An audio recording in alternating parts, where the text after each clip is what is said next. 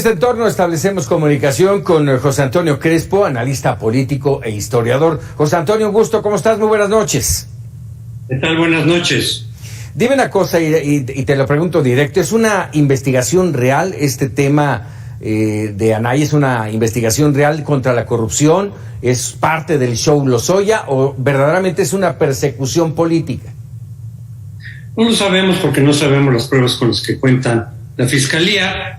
En principio sí, en principio todo lo de Odebrecht, sabemos que hay una gran corrupción, pero quiénes estén involucrados y cómo o no, pues es lo que no sabemos. Se supone que Lozoya, en su calidad de testigo protegido, daría los elementos precisamente para poder procesar a muchas de las personas que se supone que participaron en ello. La lista que él ha propuesto es cerca de 70 personas, entre las cuales está Anaya, pero muchísimos otros políticos de todos los partidos, o de casi todos, incluido el propio presidente Peña Nieto. Entonces, yo no sé si de verdad lo que le están acusando a Anaya, pues ocurrió, no tengo elementos para saberlo, pero en todo caso, lo que él dice sí es grave. Dice, si ya me están mandando, digamos, el citatorio a partir de cambio de testimonio del propio Lozoya para ajustarlo a los requerimientos legales, eso es una violación al debido proceso. Desde luego, Anaya se tendrá que defender.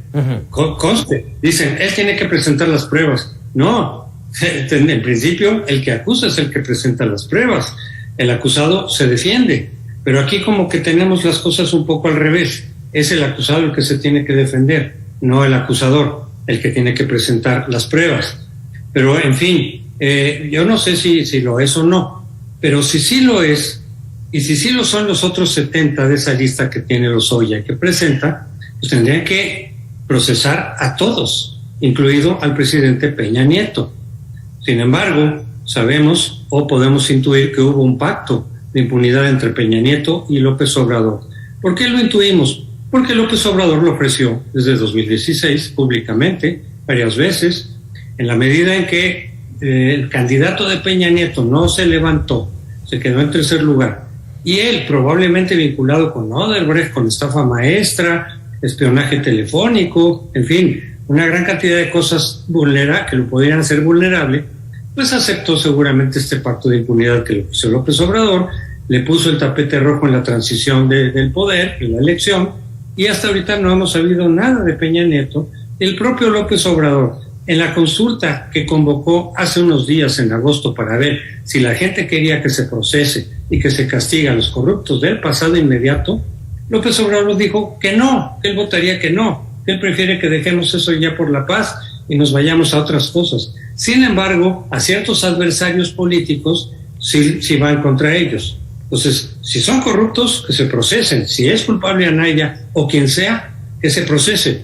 Pero también a los demás y también a los del campo propio, porque ahí está una investigación detenida de su hermano Pío de posibles dinero ilícito que no se reportó. Eso es un delito grave en México y su investigación está congelada. En fin, hay varias acusaciones de familiares, de aliados, de cercanos. Está pendiente la acusación por violación de Félix Salgado Macedonio, el candidato favorito y cercano de López Obrador, que no pudo por razones administrativas llegar a la candidatura, pero pusieron a su hija. José Antonio, dime una cosa, el presidente mencionaba esta mañana el que nada debe, nada teme. ¿Por qué exiliarse y no enfrentar a la justicia? Porque en México la justicia está de la patada. Eso se aplica, digamos, en Suecia. En Escandinavia yo sí creo que deberías de enfrentar, porque el Estado de Derecho, el combate a la corrupción, a la impunidad, ha avanzado mucho. Aquí le puede pasar lo que Rosario Robles, y conste que no digo que sea inocente Rosario Robles, no lo sé tampoco, podría no serlo, pero ella dice, yo confío en la justicia mexicana, me voy a presentar y me voy a defender durante el proceso. Llega, le alteran, le falsifican una licencia para que aparezca en 2 domicilios al mismo tiempo, y sobre esa base la meten a la cárcel, lleva 2 años en la cárcel sin haber sido juzgada. A lo mejor es inocente, a lo mejor y ya pasó 2 años en la cárcel, o si es culpable, tenía que haber sido primero juzgada antes de meterla a la cárcel.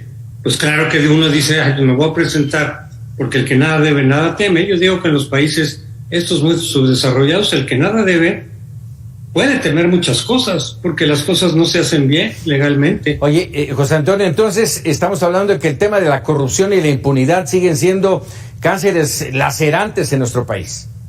Por supuesto, y no se hacen las cosas como se deben. Si de veras queremos combatir la impunidad y la corrupción, hay que aplicar la ley sistemáticamente y con criterios universales, y no solamente a tus adversarios selectivamente, y proteger a los tuyos. Así, eso es lo que ha hecho el PRI desde hace 40 años. ¿Y de qué nos sirvió? ¿Qué tanto se combatió la corrupción y la impunidad? Pues nada. Por eso seguimos siendo uno de los países, no el más corrupto, no, pero sí uno de los más corruptos, y sí uno de los que tienen mayor niveles de impunidad. En América somos el país con mayor impunidad. En el mundo no somos el país de mayor, pero somos de los que más impunidad tienen. Si tú no combates la impunidad contra propios y extraños, caiga quien caiga, somos de los pocos países que nunca ha llamado a cuentas a un expresidente, por ejemplo, de América Latina. En América Latina hay muchos casos, aquí no se ha hecho pendiente esa asignatura, y ahora que está Peña Nieto con muchísimas cosas que probablemente lo incriminen, pues López Obrador decidió hacer un pacto de impunidad, igual que el que hacían los demás. Los priistas hacían pactos de impunidad entre ellos, y luego con el PAN, y Fox con Zedillo, y luego Calderón, o sea, y ahora resulta que otra vez. Así no vamos a avanzar, y el combate a la corrupción y a la impunidad queda en este gobierno como meramente retórico.